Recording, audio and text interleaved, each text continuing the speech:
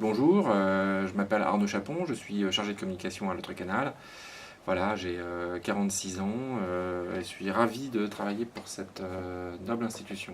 Quel est nous un peu votre parcours pour arriver jusqu'à le métier d'aujourd'hui? Mon parcours, oh là là, ça va être très long.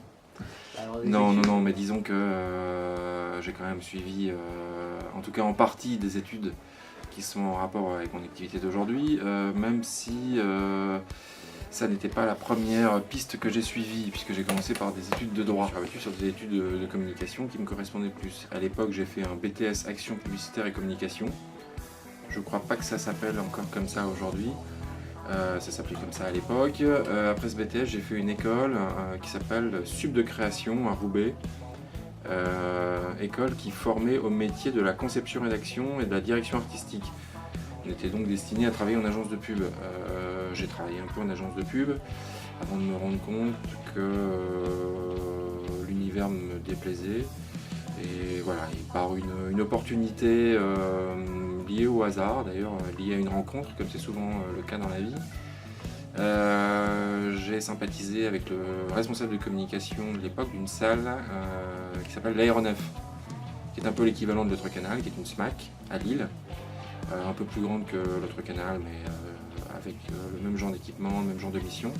J'ai intégré l'équipe voilà, en 95, motivé par l'envie de participer à l'aventure, pas forcément dans un souci d'exercer un métier lié à la communication dans un premier temps, et puis mais bon, j'ai par la force des choses, voilà, je suis devenu responsable de communication de l'Aéronef et j'y ai passé un bon nombre d'années. Et par la force des choses, de circonstances aidant, j'ai intégré l'équipe, j'ai eu la chance de pouvoir intégrer l'équipe de l'autre canal pour y faire à peu près la même chose que ce que je faisais à l'Aéronef.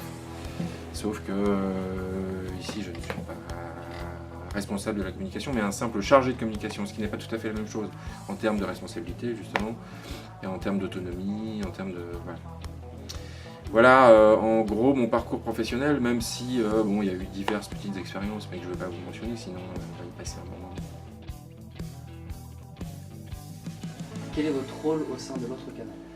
Alors mon rôle au sein de notre canal, donc le rôle d'un chargé de communication au sein d'une structure comme notre canal, c'est évidemment de mettre en œuvre un plan de communication qui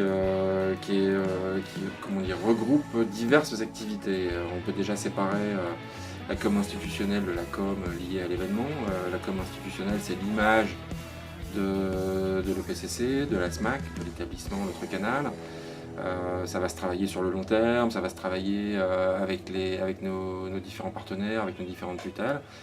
Et puis il y a la communication qui est, elle, directement liée aux événements qui se déroulent à l'autre canal. Là aussi c'est un vaste métier puisque cette communication même prend divers aspects. On imagine évidemment, on pense avant tout au support papier, évidemment. Le chargé de com veille à la fabrication, à la conception des supports de communication papier en rapport avec un graphiste. Voilà, donc l'élaboration de ces supports de communication, le suivi de fabrication et évidemment leur diffusion, puisque ensuite il s'agit de les diffuser dans un rayon le plus large possible. C'est aussi évidemment la com web. La com web, c'est la gestion du site de l'autre canal, la gestion du site, enfin la gestion et le suivi des réseaux sociaux.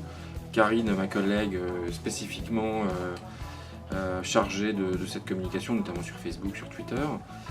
Je n'ai pas beaucoup de temps et puis c'est un peu moins mon truc, donc pour l'instant c'est elle qui s'en charge, même si à terme rien n'est figé.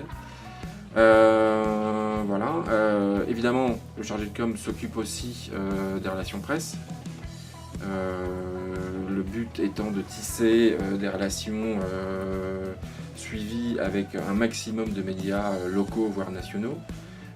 Ces médias sont évidemment en priorité la presse quotidienne régionale, la PQR, l'Est républicain, Républicain Lorrain.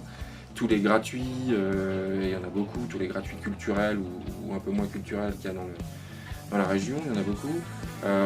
Travailler aussi avec les télévisions locales, Mirabel TV par exemple, la Web TV, avec France 3 Région évidemment. Beaucoup aussi avec les radios associatives locales, avec des radios à diffusion plus large. Voilà, donc cet aspect-là est très important. C'est le rôle d'un attaché de presse, mais à l'autre canal, le chargé de communication englobe aussi cette partie de son travail.